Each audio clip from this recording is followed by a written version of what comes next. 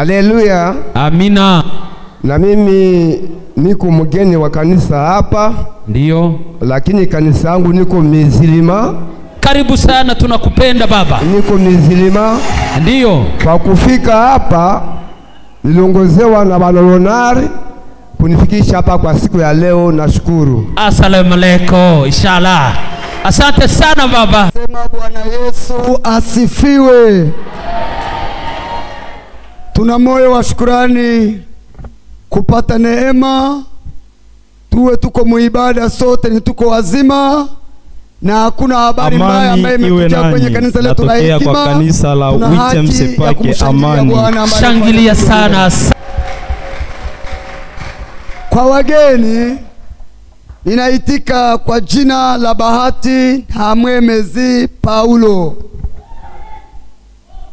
Tuna kuwa sasa karibu ni saa zimetukwenda, lakini nitajaribu nifanye senteze mu yale yote tuliyoyafundisha, na leo nikamate dakika kidogo na ndakuwa nimepunguza kabisa bila hatia. Kwa wale ambao hatukukuwa nao, kwa sababu tukasema shukurani ziko nyingi, na mwenye hana sifa au zenye ameona au utukufu ameona, maki asili ya kijamaa ilitumika. Lakini yeyote aliyepokea Kristo, nguvu za Roho Mtakatifu zilitawala dunia na zikatawala kanisa letu. Tulikuwa na somo linalosema hakuna jaribu lisilokuwa na njia.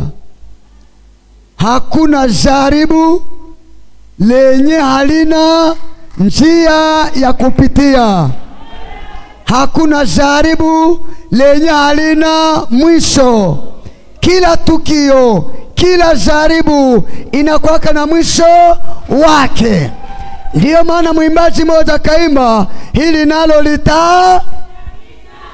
ninarudilia kwa ule mwimbaji, hili nalo likasema, hili nalo Kwa hiyo tulisoma katika kitabu cha Samueli wa pili sura 21 mstari wa 3 hadi 14, lakini tulipatosha mishairi midogo midogo. Kitabu hiki kina vitabu viwili. Kuna kitabu cha kwanza cha Samueli ambacho kinaeleza kuhusu kuanguka kwa wana wa Israeli vikipitia kwa wanaume watatu. Na mwanaume wa kwanza ni aliyekuwa mwongozi wa hiyo wakati ni Eli, kukafuata Saulo. Baada Samueli naye alikuwa yuko mwa hiyo wakati, hayo wanaume watatu kukapitika mambo mazito mazito ambapo wanakiita ni wakati ya maanguko. Kukawa kumekuja kitabu cha pili cha Samueli wa pili, nacho ambacho kinakuja kusema msisimuko au tena uamsho au tena kurudi kwa utukufu kwa wana wa Israeli. Kitabu hiki ambacho ninataka kizungumzia kinagabuliwa mara 4. Kinagabuliwa mara ngapi? Kinagabuliwa hivi: Kutoka sura 1 mpaka mstari wa 27 kinaeleza toka mauti ya Saulo kufika mpakaliwa mafuta Daudi. Sura 2 hadi sura 5 mpaka 25 ya hiyo mstari inaeleza hivi: Daudi anapakaliwa mafuta kwa Hermoni. Kini cha 3, toka wakati wa Yerusalemu ulipokamatwa kufika wakati wa kuasi wa Absalomu. 4, toka uasi wa Absalomu kufika kuinuliwa kwa pahali pa hekalu. Mungu atusaidie sana. Hii muhula yote ilikamata miaka 38 ambapo kimetayarishwa haya mambo ambayo niko nataka kuyazungumzia. Ukieleza mambo haya mwa hii maneno mawili, kuna wakati ya kuanguka na kuna wakati ya kurudi. Ndiyo maana nimekuja nikikwambia kwamba kila tukio ina mwisho wake. Kuna wahubiri wengi, anapofika anaweza kwambia usimame, si vibaya. Kuna mwingine anaanza fundisha, nunaikala, si vibaya, yatosha, utukufu murudilie nani? Sijua kama inaeleweka hapo. Tutasoma basi Samueli wa pili 21 mstari wa 3 hadi wa 9, nilipo tutaishia hapo. Tusimame kwa heshima Mwenyezi Mungu. Daudi akamwambia Wagibeoni, nitawafanyia ninyi nini? Daudi akamwambia Wagibeoni, nitafanyia ninyi nini? Na nitafanya upatanisho na nini? Hata muweze kubariki urithi wa Bwana. Wagibeoni wakamwambia, si neno la weza au dhahabu katikati yenu na Saulo, wala nyumba yake, wala si maneno yenu kuua mtu katika Israeli. Akasema, neno mtakalolisema nitawafanyia ninyi lile. Wakamwambia mfalme, mtu ambaye alitumaliza na kufanya shauri juu yetu tu aharibiwe, tusibaki katika mipaka yote ya Israeli. 6, watu 7 wa wanawake watolewe kwetu na tutawafundisha au tutawafunika kwa Bwana katika Gibea ya Saulo, mchaguliwa wa Bwana. Mfalme akasema, nitawatoa.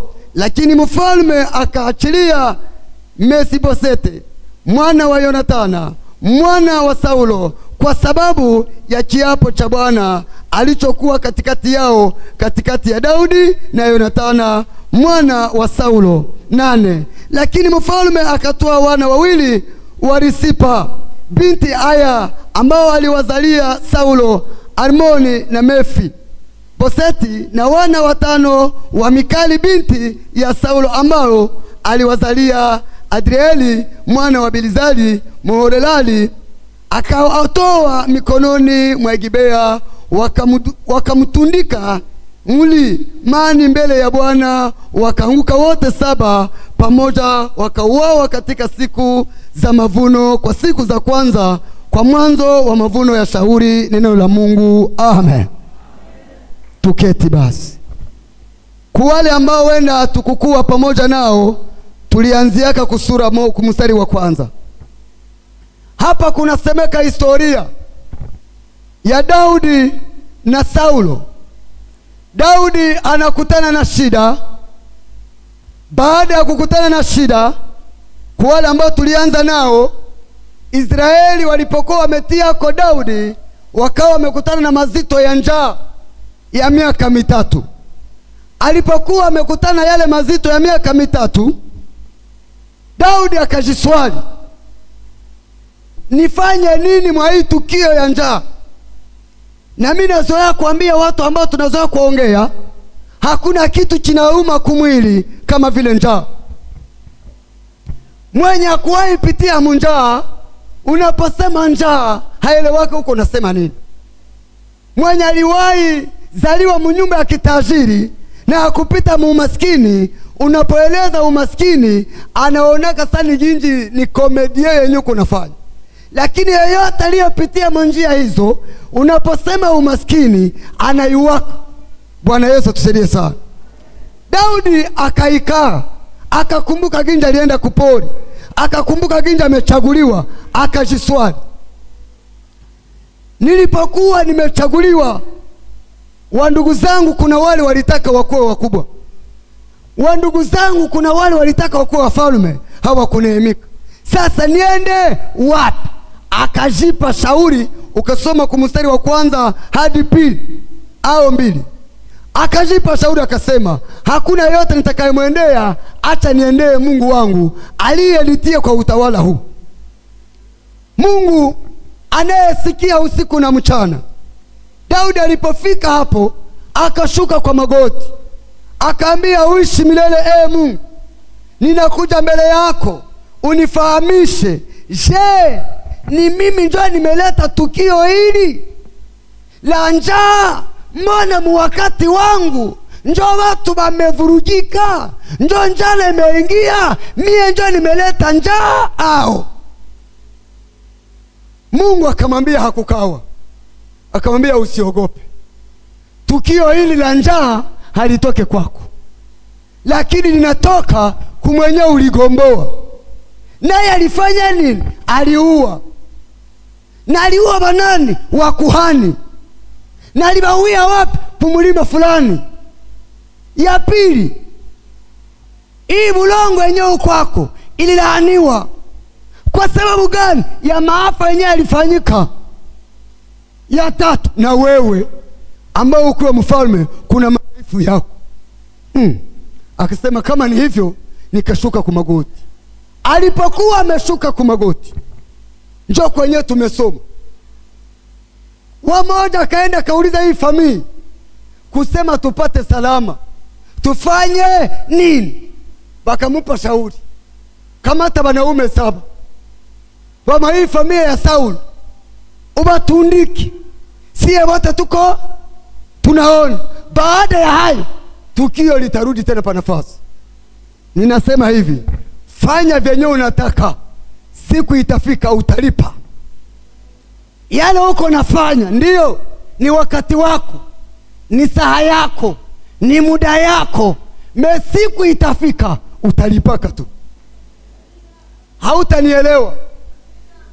Ninasema hivi, ndiyo vuma mubituruturu vyako, siku itafika utalipaka. Mtu mmoja alinishangaza, sanya alinishangaza, kukapita fasi moja wako wanapokea. Wako wanafanya wanapokea, kisha kaniambia hivi, bahati wewe, nikipenda kukupa ndakupa, nikipenda kukuima nda. Ile ni mchele niko nasemea sasa, nikipenda kukupa mchele ndakupa, na kama sipendi sitaku.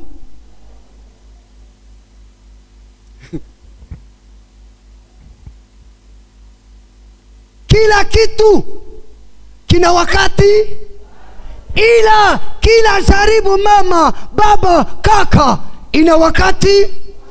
Mina yua kuna wateknisie wenye ni wataalamu wa kuhubiri, wanajua kafonde vyenye mtu hayasema yeye anabisema. Kama ni wakati wako sema, mekuko siku wakati yako itanyamanza. Huyu ni Sauli mwenye alivuma. Hakuyua kama watoto wake watakutana madhara yake. Hakuyua, alifanya kwa wakati wake. Ndiyo maana kuko muda yenye baba anaweza fanya vituruturu yake, wewe mtoto utalipaka. Sasa nikajiswali, hii maneno ndaigauzaje kusema watu wa hekima waisikie? Nikajiswali, tangu niingilie kuongozi wa hekima, kuona mtu kama mapambazuko ni kizila, kuona mtumishi amekuwa na mwito kukazi ya Mungu ni matata. Je, mie ndio nimeleta sababu? Mie ndio nimeleta ukiwa ya neno? Je, mie ndio wataki? Nikajirefere kumwanzo ya hekima, nikagundua hapa kumepita mareverenti, mapastazi yenye siwezi hesabia. Wona wajua mashina, kila mtu iko na hali yake, na kila mtu anabila liacha hapa yenye atabata simama. Atasema huyu haseme sa fulani, umwe fulani, umwe fulani. Huyu wakati ya bilikuwa hivi, wakati ya bilikuwa hivi. Yale mazito wakati umegomboa haikuwa jambo nyepesi. Bwana Yesu tusaidie sana. Na nikasema kwenda mnyumba ya watu bunyumba wenye mwingine alikuwamo, ndio hata hawezi fanya sa mwenye alikuwaka. Shauri, Yesu anakuja akikwambia, ijapo jaribu imepamba moto, kila jaribu ina njia.